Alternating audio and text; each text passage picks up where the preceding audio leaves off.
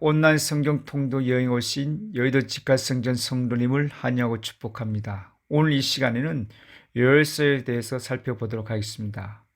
요엘서의 제목을 보면 하나님의 엄하심과 선하심에 관한 책인 본서의 제목은 1.1절에 나타나 있는 본서의 저자 이름을 따라 붙여졌습니다. 요엘의 뜻은 야훼는 하나님이시다는 뜻으로 유다와 예루살렘에서 예언하였으며 열매 선지자, 오순절의 선지자, 성령의 선지자는 별명이 붙어져 있습니다. 요엘서의 저자인 요엘을 보면은 구약 성경에는 요엘이란 이름이 비록 12번 나오지만 이 이름들은 요엘서와 아무런 관계가 없습니다. 요엘서와 사도행전을 지휘하고는 어느 곳에서도 저자 요엘에 대한 언급이 없습니다. 그에 대한 성경 외의 증거들은 믿을 수 없다는 것을 말할 수가 있습니다. 그의 아버지 부델도 역시 알려져 있지 않으며 유다와 예루살렘에 대한 그의 관심으로 볼 때 그는 유대 지역에 살았던 것으로 보여집니다.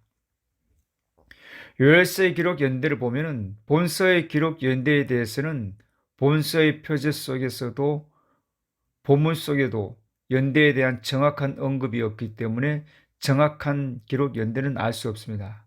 그래서 본서의 기록 연대에 대한 추측은 주전 9세기부터 마카비 시대에 이르기까지 다양합니다.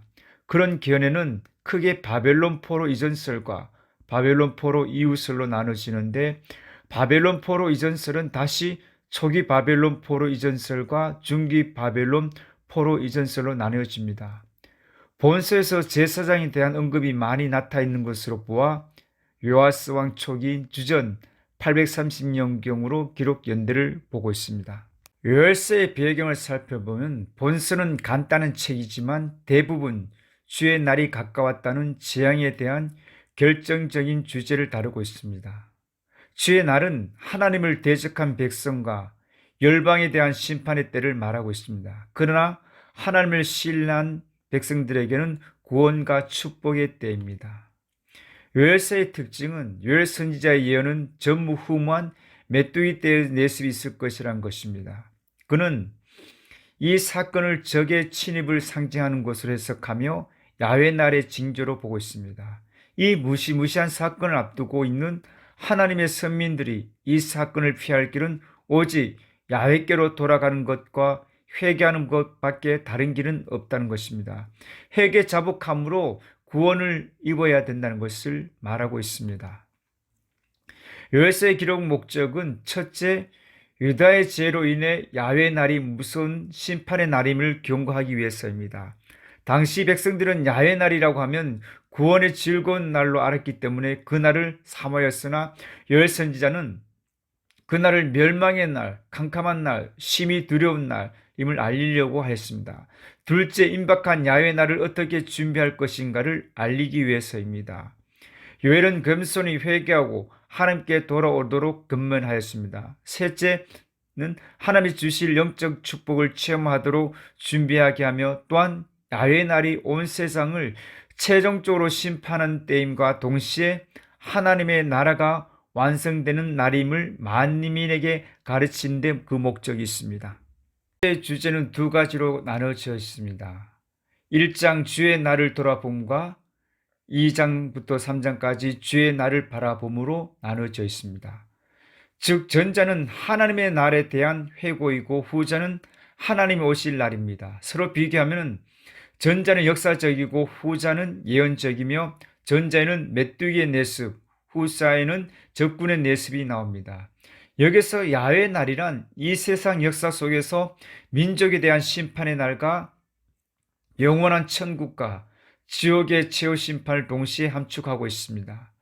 한편 본서는 신약의 사도행전에 대응하여 성령 강림을 언급한 책으로서 구약의 성령행전이라는 별명도 갖고 있습니다. 이렇게 볼 때 신구약 성경은 그 내용과 목적에 있어서 서로 완벽한 통일을 기한 무한 말씀임을 우리가 본서를 통해서 발견할 수가 있습니다.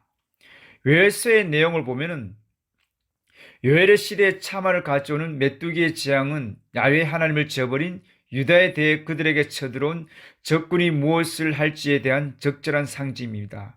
그러나 성경에서 하나님의 경고가 모두 그렇듯이 여기에는 회개에 대한 용서와 구속이 함께 있습니다.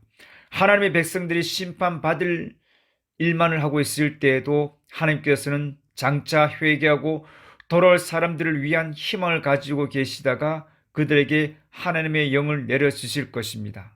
요엘서에 있는 교훈을 보면은 먼저 역사적인 교훈으로 유다에 임박한 하나님의 심판에 대한 경고로 야훼 진노의 날에 이스라엘에 대한 메뚜기 재앙, 가문, 가난, 기근을 통한 징계를 보여주므로 선택받은 백성으로서 책임 의식을 고취시키고 회개를 촉구하고 있습니다. 교리적인 교훈을 살펴보면 야훼의 날과 야훼의 영을 보내심이 중심적인 교훈입니다. 선지자 요엘은 메뚜기 떼의 내습을 야훼 날의 상징으로 보았으며 이 예언을 통해 선지자는 하나님과 그들 사이의 언약 예언을 촉구하고 있습니다.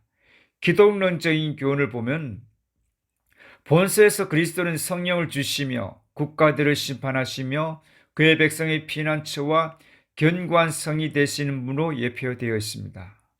이것으로 요엘서에 대한 내용을 마치도록 하겠습니다. 내일은 요엘서 1장부터 3장까지의 말씀을 다 같이 통독하시겠습니다. 기도하겠습니다. 땅의 모든 끝이 야훼를 기억하고 돌아오며 열방의 모든 족속이 주의 앞에 경배하는 그날을 소망합니다. 하나님 아버지, 우리는 아무것도 할 수 없으나 매일매일 주시는 하나님의 말씀으로 우리는 모든 것을 할 수가 있습니다. 하나님께서 주시는 말씀으로 능력으로 복음을 담대히 전하는 삶을 그리스도인의 증인의 삶을 살게 하여 주시옵소서. 예수님의 이름으로 기도드립니다. 아멘.